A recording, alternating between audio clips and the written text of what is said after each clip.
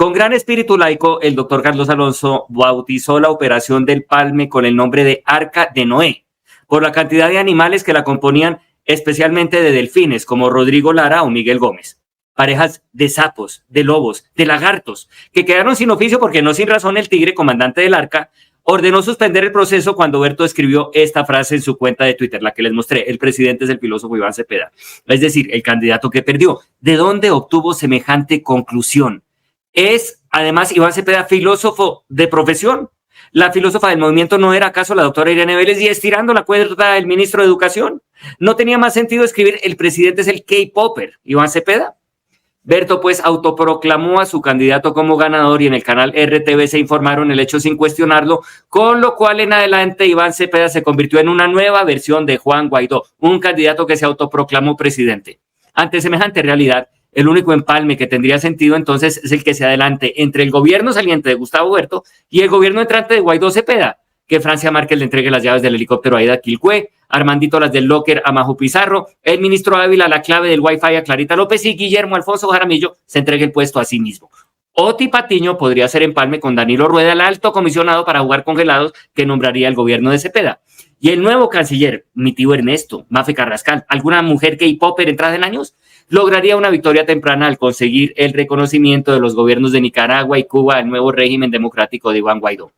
Ahora bien, todo el episodio comenzó cuando Carlos Alonso Lucio amenazó en la revista Cambio, sin necesidad alguna, con extraditar a Berto. ¿Por qué lo hizo? ¿Qué ganaba el pastor con mostrar los dientes o el báculo o lo que rimara con él? Pero sobre todo, ¿por qué aquellos compañeros de lucha del M-19 se aborrecen mutuamente de semejante manera? Uno le quitó la cantimplora en el monte al otro y nunca se la devolvió, ¿acaso? ¿Alguno desordenaba las cosas del otro en el cambuche? ¿Berto le metió a modo de broma un sapo en una bota machita a Lucio? ¿O el desprecio sucedió después de sus años como guerrilleros en el exilio, cuando Lucio y su pareja de entonces, Ingrid Betancourt, fueron a Bruselas, le pidieron prestada la cama a Berto y se la rompieron, según confesó el tribuno del pueblo en esta entrevista a Cambio? A ver si la podemos poner un pedacito, que es cortica. Lo que cuenta Ingrid es mentiras. Incluso a mí no me gustó ellos porque llegaba con Lucio, eran novios en ese momento. Me rompieron una cama. El hecho es que no habrá empalme y Rosita Villavicencio se quedará con el vestido de guardia suiza que llevó al Vaticano. No se lo entregará al nuevo canciller, que es un señor Omar Bula, o Bula en las tarjetas personales, una cancillería muy fértil.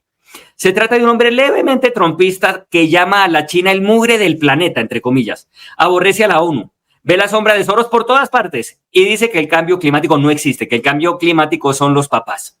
La ministra Carvajalino de la cartera de Agricultura no le pasará las carpetas de su puesto a su sucesor, Indalecio Liévano, curtido estadista que adelantará su programa de crédito al latifundista desamparado en la patria Milagro Ingreso Seguro.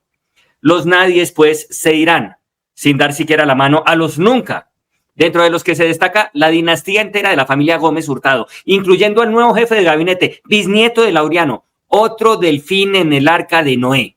No he trabajado y ya tengo puesto público, dijo el muchacho.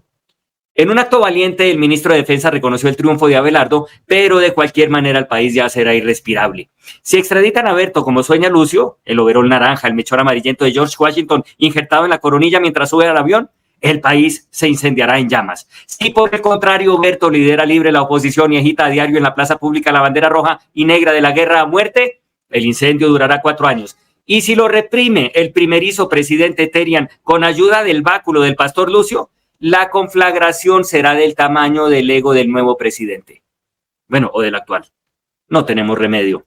Nuestra única esperanza es que en el 2030 elijamos un presidente que calme las aguas y sea en verdad querido por el pueblo.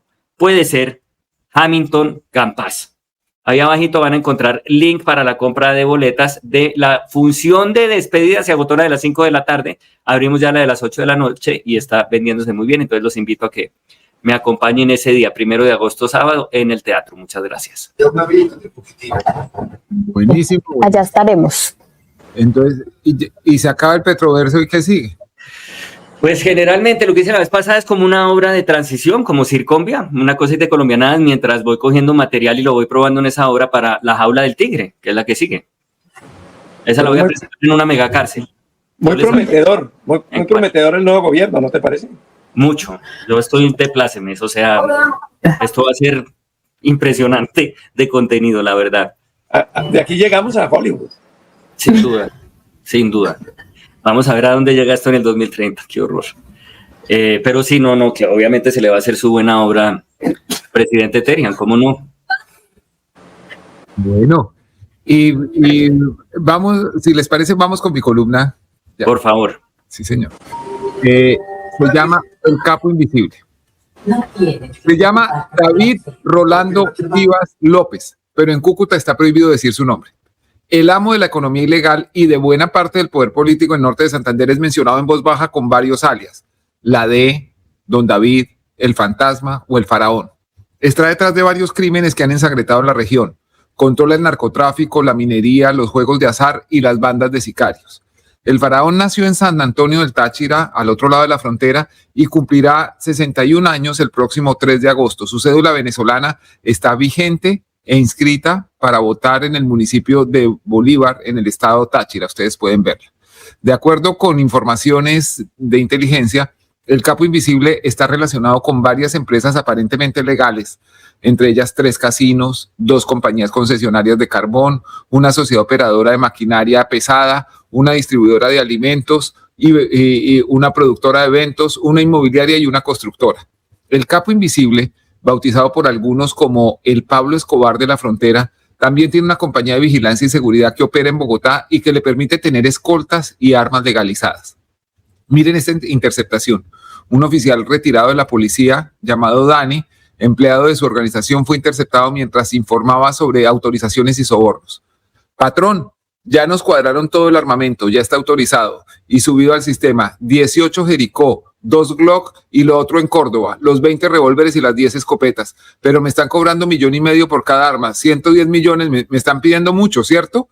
El patrón responde que no recuerda cuánto le pagaban cuánto pagaron la última vez porque lo hicieron directo con alguien a quien llaman el capitán.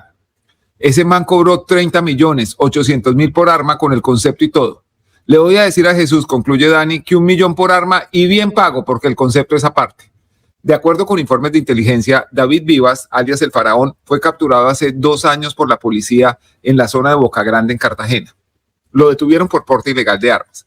Un informe de policía judicial afirma que a través del exteniente Dani Beltrán ofreció 100 millones de pesos a los uniformados para que lo soltaran. El documento asegura que los agentes rechazaron el soborno. Inexplicablemente quedó libre. La sola mención del capo produce terror en Cúcuta. Los investigadores lo relacionan con el asesinato de 3 personas, incluyendo un niño de 14 años, frente al Colegio Santo Ángel de la Guarda. También lo señalan como posible determinador de los crímenes del empresario carbonero César Ramón Flores y del abogado Fabio Alex Ortega, quien representaba a la viuda del anterior y descubrió algo complicado. Alias el Faraón podría ser uno de los determinadores del crimen del periodista Cristian Herrera, acribillado hace unas semanas frente a su esposa y a sus hijos. El colega investigaba las relaciones del capo con varios políticos de la zona y en especial con Ariel Rodríguez, recién elegido representante a la Cámara por el Partido Liberal. Por años, el Faraón logró mantener en secreto su imagen. No había fotografías suyas en los registros de los organismos de investigación. Se movía por Colombia, Venezuela, República Dominicana y México sin mayor apremio. Esta semana, en 6am se conoció su retrato. Mírenlo. Es este hombre de camiseta de pantaloneta blanca con una gruesa cadena de oro de la cual cuelga un medallón también dorado con el emblema de Mercedes-Benz. Lleva pulsera, anillos, reloj, y este es quien parece ser el Faraón. Es difícil creer que alguien con semejante gusto haya pasado desapercibido por tanto tiempo. Algunas personas en norte de Santander creen reconocer, dejemos la foto, algunas personas en norte de Santander creen reconocer el anillo y el reloj del hombre sentado a su lado.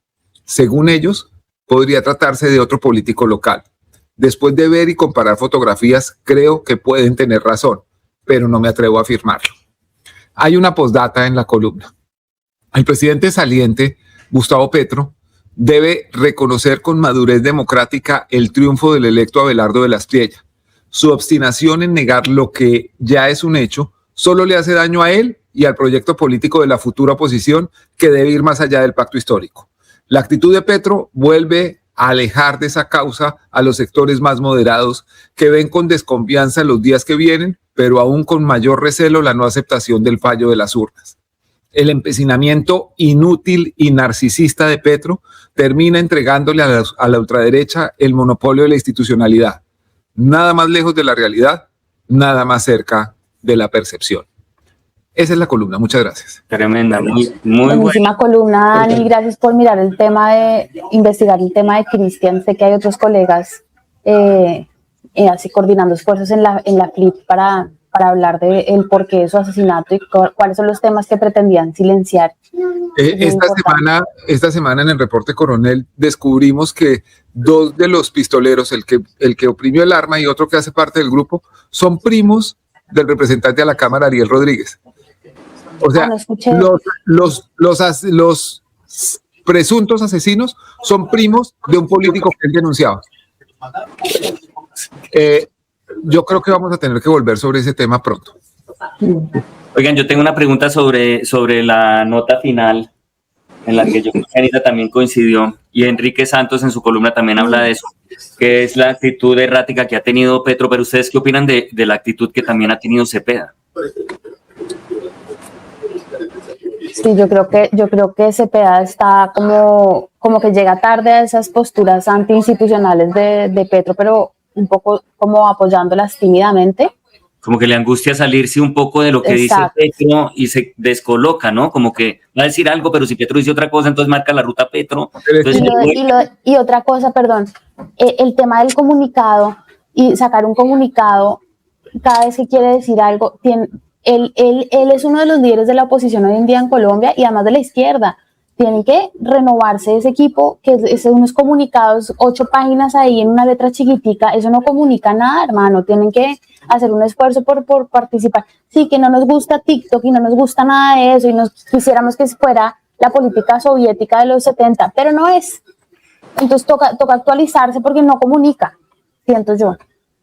Yo tengo que decir, con la autoridad que me dan las defensas que he hecho de Iván Cepeda varias veces, porque lo conozco desde hace mucho tiempo y sé de su conducta hasta donde lo conozco, correcta y tal, que me tiene muy desilusionada su actitud.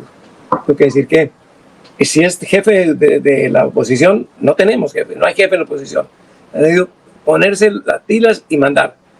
Y luego, evitando por los rincones, dice una cosa y luego dice la otra. Realmente, qué tristeza decirlo, pero es parte de nuestro oficio, ser sinceros. Esta cosa, yo aquí mismo dije que era un gran admirador de él y votaría por él. Ahora tengo que decir que me ha desilusionado mucho. Me ha parecido que en un momento tan difícil se ha totalmente perdido el perfil de Iván Cepeda. Qué tristeza. A mí también, y tiene que sacudirse al presidente. Tiene que decirle al presidente, chao, ya. ¿Qué va a hacer Petro? ¿Qué va a hacer Petro en este momento? ¿Qué es lo que va a perder? No sé. Yo creo que la mayor responsabilidad va por cuenta de Petro. Creo que Petro ha sido supremamente irresponsable, porque además pues a él le cabe la mayor carga de respuesta institucional. Él es el presidente de la República. Creo que Cepeda hizo bien en reconocer los resultados electorales y sí, no ha podido definir claramente para la gente qué es la desobediencia civil que está planteando. La desobediencia no quiere decir desconocer los resultados electorales. No, eso no se puede poner en el mismo punto, pero sí tiene que aclarar perfectamente qué es. Y desde luego, acatar el mandato de las urnas no significa entregarle un cheque en blanco al gobierno que viene. Es simplemente un gesto de institucionalidad mínima para seguir adelante, porque este país que llevó al poder a Gustavo Petro y que ahora lleva al poder a Abelardo Lasprilla necesita la mínima confianza sobre su sistema electoral para que pueda haber gobierno y para que pueda existir una oposición institucional que aspire a hacer gobierno en algún momento. Claro, pero es que sí es confuso esa cosa de la desobediencia civil, yo creo que no se entiende. Además, entonces anunciaron que iban a hacer, por lo menos lo dijo León Valencia, un gabinete en la sombra. A la vez, él aceptó ya la credencial de ser senador. No, pero eso sí, a León tampoco le demos vocerías, es un opinador. O sea, Colombia es una tierra de leones, lo dijo Rubén. León Darío, pero bueno, lo da como hecho, como que se levantó ese dato y hoy estaban hablando mucho en No, pero que está en la fiesta y que el borracho se despertó y dijo, no. A cada cual hay que asignarle exactamente lo que dijo, no hacerlos a todos responsables de todo. En todo caso hay demasiado caos y no hay claridad de qué es lo que están haciendo, es un titubeo constante, una cosa rarísima. Sí, y van y vuelven, cuando parecía que Iván y vuelven. Firme y opuesta inclusive a la de Petro, de repente entonces se deshace como un merengue. No, qué desilusión.